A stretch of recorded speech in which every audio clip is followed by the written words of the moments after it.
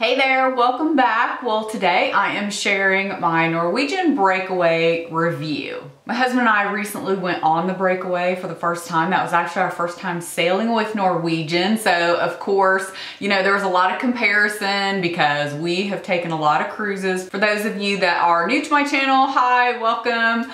For those of you who have been with me, we cruise about 2 to 3 times a year.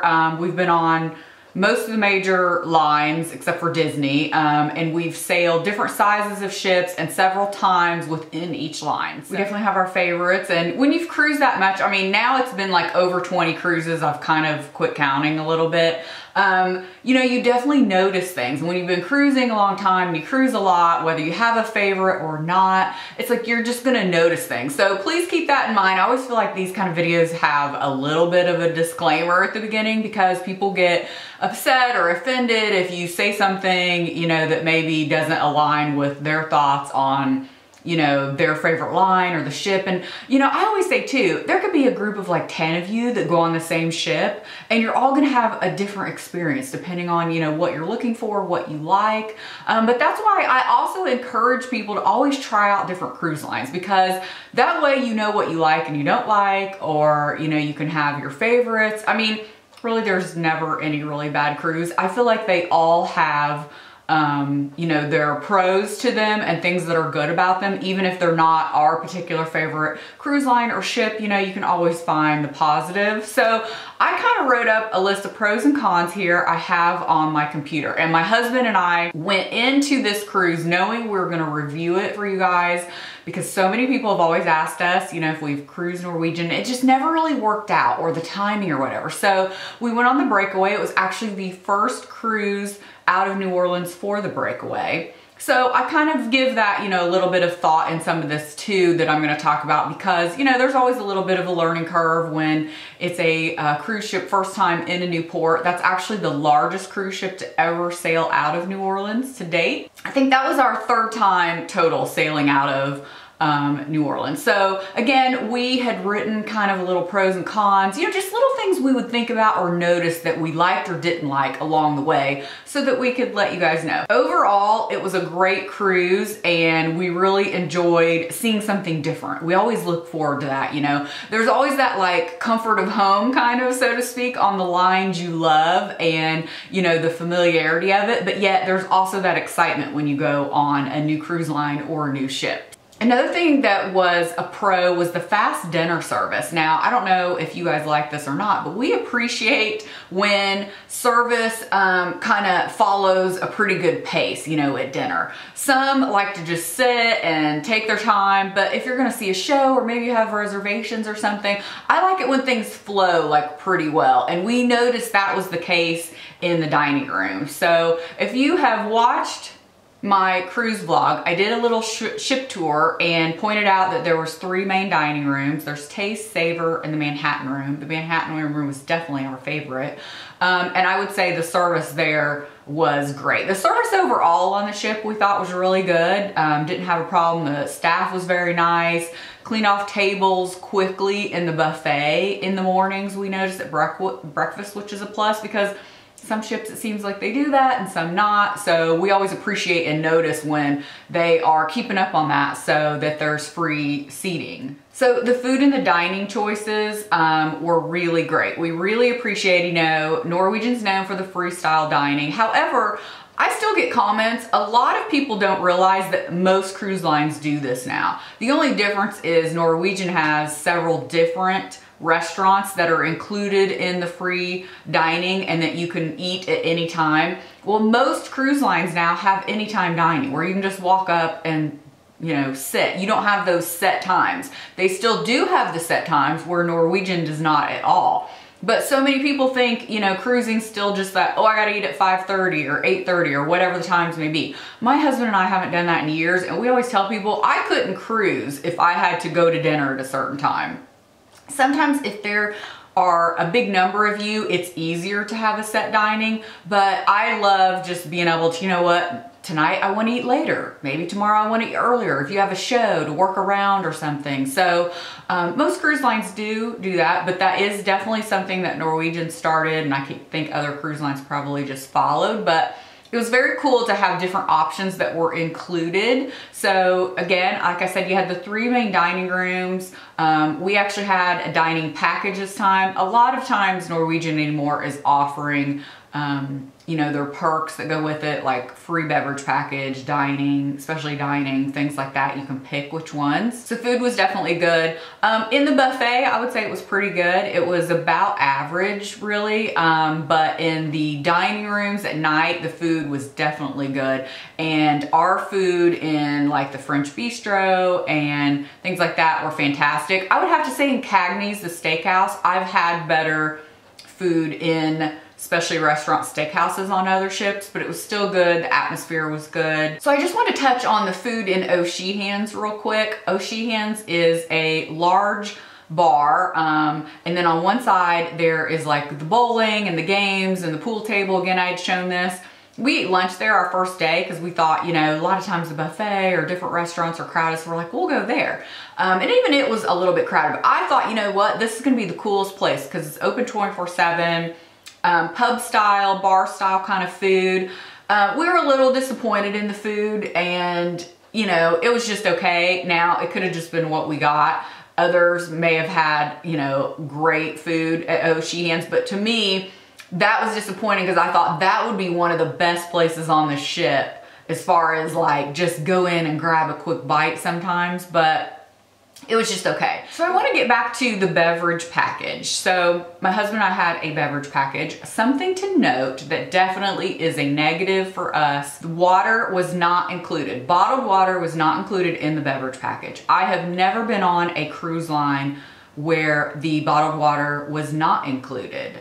It almost always is. Like, again, I've never heard of that. And they only had larger 1-liter bottles of water. Now what we did is the first day we purchased a water package, I think of, I don't know if it was 6 or 12, how many ever, but it was a great deal for the price. Because if you just bought 1 bottle of water, like one day we did going in the atrium or something, because we didn't want to go back to the room, or I don't know what the deal was.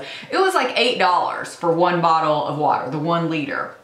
Now, I understand they probably don't have smaller bottles because of waste and things like that, but it was a turnoff that bottled water was not included because we always like to keep it in the room. We often just go up to a bar and get bottled water, and specialty coffee was not included in the beverage package. So that is something that is different from other cruise lines. So if you're used to that, it was not that way on Norwegian, and that was a little bit of a turnoff. My husband and I definitely do not get our money's worth with the beverage package as far as like alcohol, but we would drink, you know, soda, water, coffee, whatever, and that is another thing. This may be a huge thing to some of you.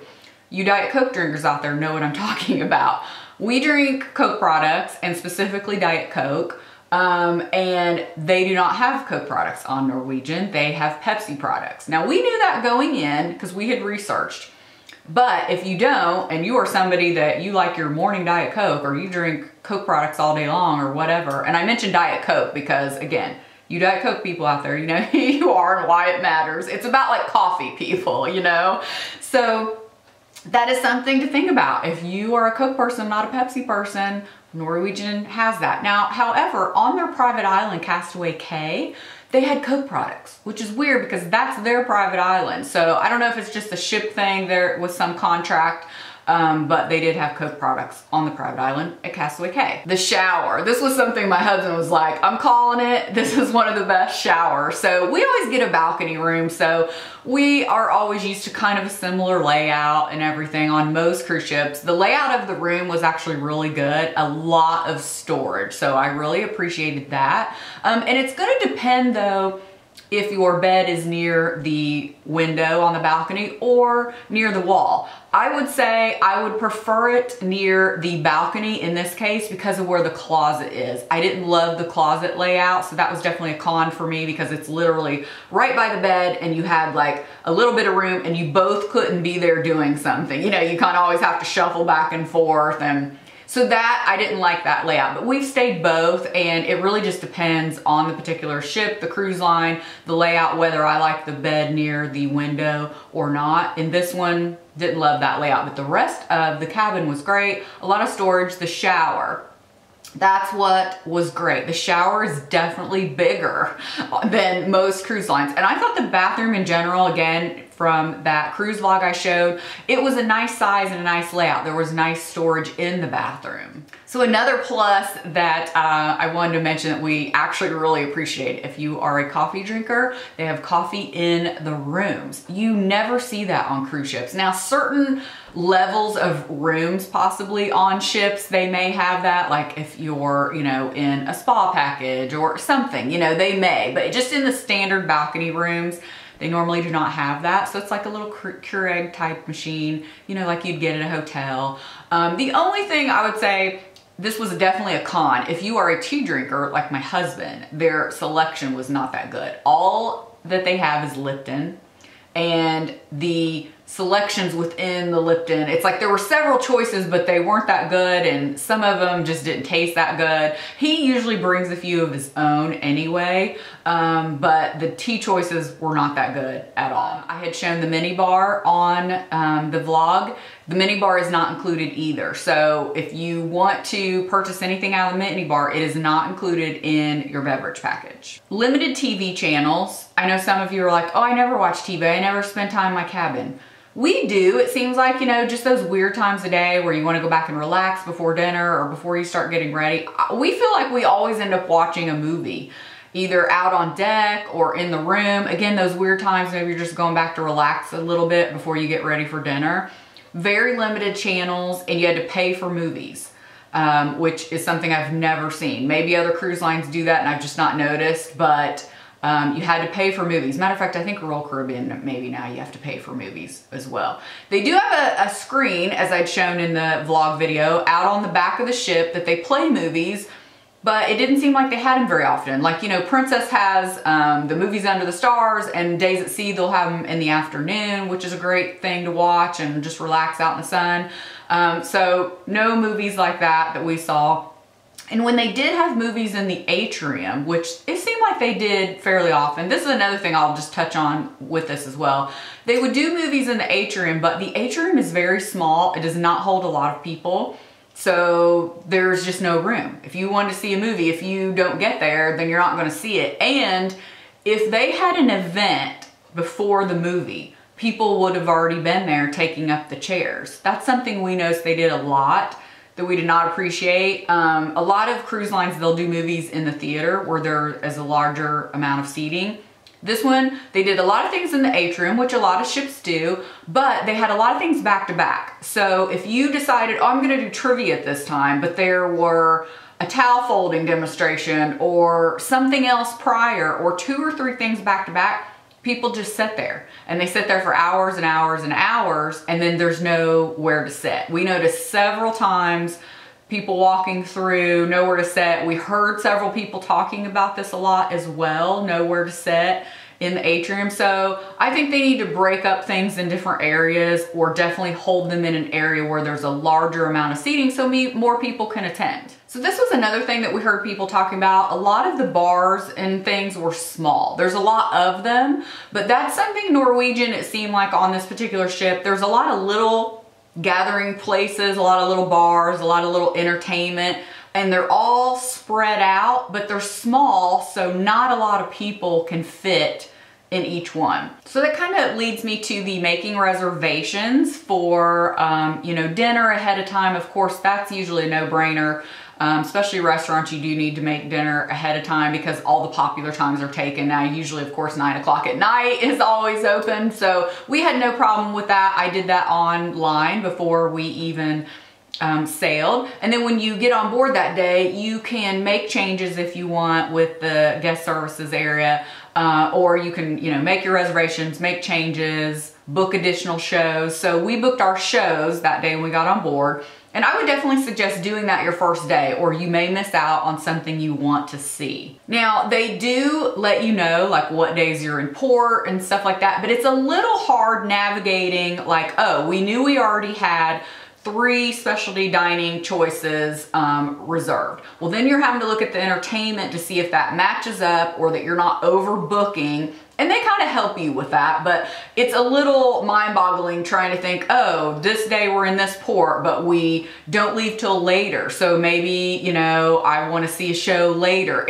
You're really having to coordinate all of that together. Now, to me, there's pros and cons to this. I like having the reservation so you can just walk up. It's attached to your card. You just get in. You know there's going to be a seat for you. There is always a standby line so that if people don't show up, you know, you may get in that way. But at the same time, then it's hard just trying to plan ahead because maybe you don't want to plan ahead. You're on vacation, you know, you don't know what the day is going to bring. So that is something I don't always love, but again, I can see the pluses of already having the reservation and something to look forward to. So to me, it's kind of good and bad having to reserve your shows ahead of time. So somebody had asked me about quiet space, and I had seen this brought up before. I do not think there's a lot of quiet space on the Breakaway in particular. Some ships will have big areas of quiet space. There's almost always a library you can go to, but depending on the size, it may be crowded. I would definitely say this ship did not have a lot of quiet space where you could just go read a book or hang out where something's not going on like right in your face.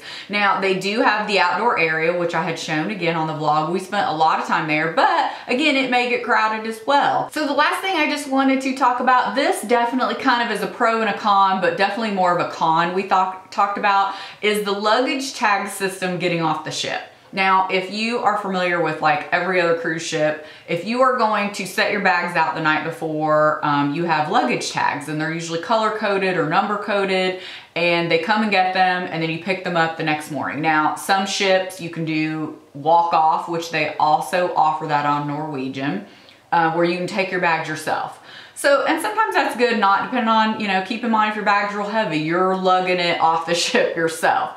I just thought the whole embarkation, disembarkation was not that great. It was not set up well. It took a lot longer than other cruise lines, and it just seemed a little disorganized. And what we didn't care for, and again, I always keep in mind, I always say this, I feel like, what if this was your first cruise? You know, I always try to think of how somebody would react or think going, God, if this was the first cruise, they might be totally turned off or confused or not realize that this isn't standard, you know, this isn't how it goes. So they were near the customer service desk, I think like on Thursday. We got off the ship on a Saturday. My husband happened to be going down there for something. He saw them on the wall, just all sitting like in a rack, and you could just pick your own and pick your own time, which I thought that was the crazy, because normally you fill something out in your cabin, turn it in, and you're getting off, you know, your disembarkation time usually correlates with, you know, what time your flight is. Again, if you don't have a flight, maybe you live local, you'll get off the ship later because you're not in a rush. Or if you want to carry your own bags off, you're the first to get off. But I thought that was really strange. And if you wouldn't have been in that area, you would have never seen that, because they did not even mention it until I think Friday, the day before, which I thought was totally crazy. And then what if all the good tags are taken, which a lot of them were, a lot of the good times. So they didn't correlate with, if you have a flight at a certain time and you needed to get off the ship, you want in this certain color that gets off at a certain time. Well, all those may have been taken. Well, then guess what? Now you may miss your flight possibly.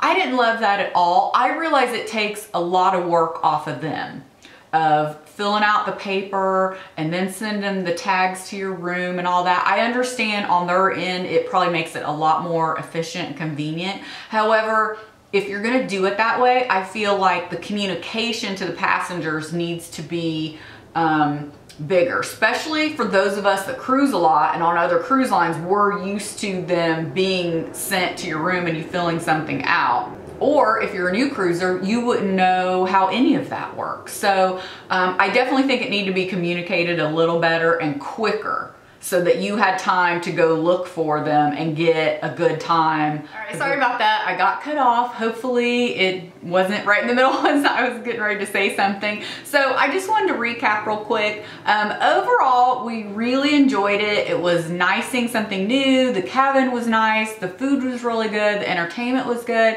However, I don't know that Norwegian would be like our new favorite, or they would be like the first one we think about. We still really like Princess, but it just depends how you like to cruise. Like I said, we like things about each cruise line. Like if you could just put them all together to make like the perfect cruise line, there's literally something about every cruise line that we really like. And I think you could say there's things you don't like as much about a cruise line. You know, I think that's just typical with everybody because we always listen to what other people say too and feedback from you all, and I think we were kind of all the same. You kind of have your favorites, but again, I encourage you guys just to get out and try other lines and other ships, because even though maybe you like a certain cruise line, we found the ships within that line are all so different that your experience may be totally different as well. So you just gotta get out there and experience a lot.